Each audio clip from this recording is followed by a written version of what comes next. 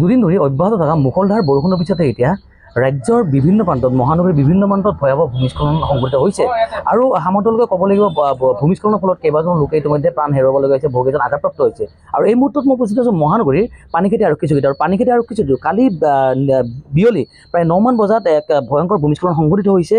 কথামপি কেইবাজনো আৰক্ষী জোৱানৰ প্ৰাণ ইতিমধ্যে ৰক্ষা পৰিছে, কিন্তু দুজনকৈ আৰক্ষী জোৱান ইতিমধ্যে আঘাতপ্ৰাপ্ত হৈছে বুলি জানিব পৰা গৈছে। আৰু এই মই দৃশ্যসমূহ দেখুৱাইছোঁ নিউজ 18 অসম দৰ্শকসকলক।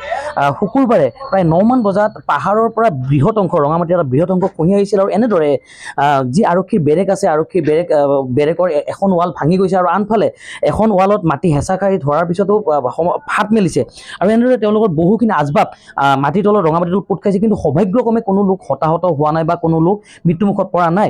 এজন লোক আছে, দাদা আপুনি চাফাই কাম কৰি আছে, আপুনি আছিল নে? যোৱাকালি আমাৰ ইয়াতে 3জন আছিল, ভাত বনাইছিল, খানা বনাইছিল। হঠাৎ ওপৰ পাই মাটি আৰু ৱাল খহি যোৱাৰ লগে লগে অকণমানৰ কাৰণে 1 ছেকেণ্ডৰ কাৰণে এই হেৰি নহ'লে, কিন্তু অকণমান দুজন অকণমান ইনজুৰ হৈছে। বাকী কেৰাহী চেৰাহী গোটেই উল্টি গৈছে, এনেকৈ দাউৰ মাৰিছে। আৰু এইটো ৰুমত কেইজন মানুহ আছিল? ইয়াতে 3জন আছিল মানুহ, বাকী তাত আছিল 6-7জন মান আছিল, মুঠ 18জন মান লোক হ'ব। হতাহতি কোনোবা হৈছে নেকি? আঘাতপ্ৰাপ্ত হৈছে নেকি? আঘাতপ্ৰাপ্ত সাধাৰণ হেৰি হৈছে।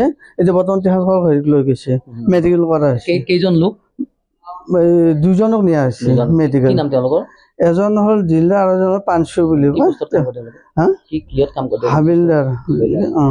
বেলেগ কাকো হতাহতি হোৱা নাই? নাই। আপোনালোকৰ কৰ্তব্য সম্পাদন কৰাত অসুবিধা হৈছে গোটেই, যিহেতুকে ৰঙামাটি আবদ্ধ হৈছে। বাপৰে একে অসুবিধা হৈছে। লগে লগে আমাক যোৱাকালি আমাৰ চাৰাত আছিল, আহি বাকী মানে যিমান ষ্টাফ আছিল তাৰ গোটেই লজত ব্যৱস্থা কৰি দিছিল থকা লোৱা, সেনেকুৱা আছিল।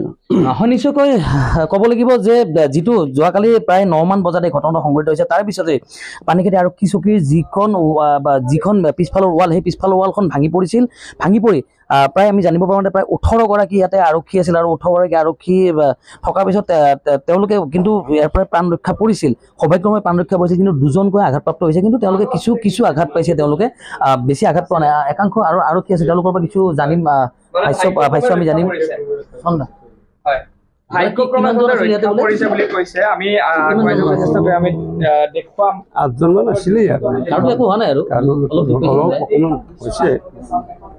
চিম্পল ইঞ্জুৰি হৈছে 2জন মানৰ। আপুনি বিচৰা বাতৰি পাব কেৱল নিউজ 18 এপত। নিউজ 18 এপ ডাউনলোড কৰিবলৈ স্কেন কৰক এই QR কোড। গুগল প্লে ষ্টৰতো পাব এই নিউজ 18 এপ।